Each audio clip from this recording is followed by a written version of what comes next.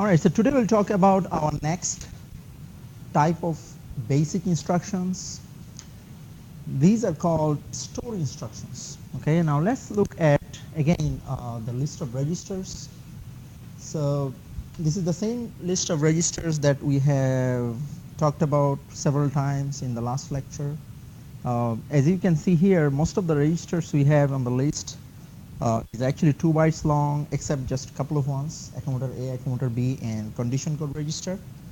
So that's pretty much the same list. And one more thing is, again, the accumulator D is a logical register because that does not exist physically.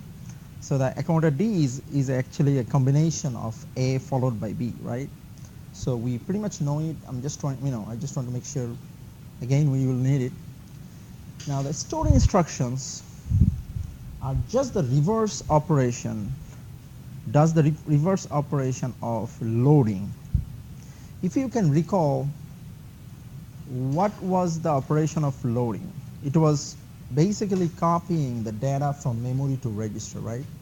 The storing is just the backward, meaning whenever you are done with the operation, you may want to again put the data back to the memory location, right, from the register. So that's exactly what you do using the using the store instructions. So one thing we should remember that since some of the registers are 1 byte and some of the registers are 2 bytes long, when you are storing it back, they will actually take that many bytes, right? For an example, when you have a 1 byte register and you are putting it back to the memory, you will need a 1 byte location, right? Which is just one location. But when you have a 2 byte register and then you are putting it back to the memory, it will take 2 byte of memory location. I'm saying that's understandable, right? All right, we have 6 different types of store instructions. So as you can guess, that each instruction is actually for one type of register. For an example, the first one is STAA, which is for accumulator A. That means this instruction puts the data of content from the accumulator A to a memory location, right? Same is for the next one, is for the accumulator B. And these are the 2 instructions which actually store only 1 byte of content, because the accumulator A and accumulator B, both of those are 1 byte each, right? But the remaining ones, starting from here, the STD is for accumulator D, so that's 2 byte. Of course, it will be 2 byte content. The next one, STX for index register X, STY for index register Y, and the last one is STS, which is the stack pointer. But all of these registers, meaning index register, stack pointer, accumulator D, these are 2 bytes each, so you will need 2 byte. So if let's look at a couple of examples to understand how the store instruction works. Okay. Now here is our first instruction. Can you tell what is the addressing mode of this instruction?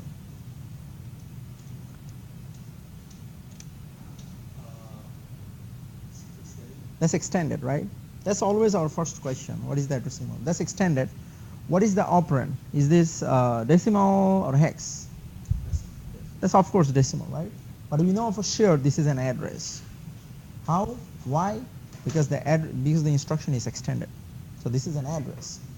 Now what exactly it tells you is, again, we convert it back to hex, since we always do it, right? We convert this back to hex. So this actually means that whatever you have in accumulator B,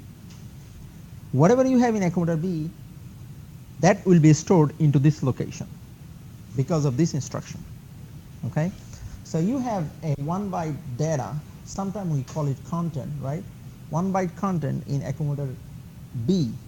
So because of this instruction, that content will be stored back to the memory location 032D. I'm saying D2. Okay? And that's it. So as you can probably realize that this operand here with the store instructions will always be an address. Why? Because store instructions need an address as a destination, right? Because it needs to know where you are trying to store it. You already know what is being stored, because you know from here that you are trying to store the content of B, accumulator B, right? So you already know the data, which is the content of accumulator B, right? So, but all you need to know is where you are trying to store it back. So, so that's why the operand of the store instruction will always be an address, and that is exactly the reason why, if you notice right now, that none of the store instructions support immediate addressing mode. Remember, some of the instructions do not support some mode, right? Because this has to be an address. Okay. There is no point of having this as a data, because you need to know the address where you are putting the data back. So there is no point of having it immediate, right? Because in case of immediate, the operand is a data, right? So there is no point that this has to be a data. So now you probably can see the purpose of why some of the instructions don't support some modes, right? You will probably understand it, over the time even more. Let's look at another example here. What is the addressing mode? It's direct, right? Yep. And of course, as I said, it's an address 248. We can convert it back to hex, which becomes F8. So this actually means you'll be loading 2 bytes of data, right? Because the index register Y itself is 2 bytes long. Now, how do you put 2 byte data? Because the address is actually given for only one location, right? This is what happens when you have a 2 byte data. You have a higher byte, right, and you have a lower byte. Higher byte means the leftmost byte. That's always the higher byte, and the rightmost byte is your lower byte. So higher byte is going to be stored into F8, meaning the address you are given in the instruction, and the lower byte will automatically be loaded into the next location, which is 00F9. So that's why I marked it red, so that you can see the address. See, F9 was not given in the instruction, but that is the consecutive location, right? Because you started storing from F8. If you try to use the next location, which will be F9. So even if you did not, if you do not mention it in the instruction, you know what will be the next address, because that's just the consecutive byte. So anytime if you have such situation where your register is more than 1 byte, you will load the first byte, meaning the higher byte. Of course, the first byte is higher byte, into that address location, and the lower byte will go to the next address location, which is the consecutive location. In this case, F9, right? Since the original location was F8. Any question? So store instructions are actually pretty straight. The reason is it doesn't have to deal with too much of variations, because almost all of the store instructions you will see is either direct or extended, right? And so that means you will actually have the destination in the instruction. All you have to do is store the data into the destination.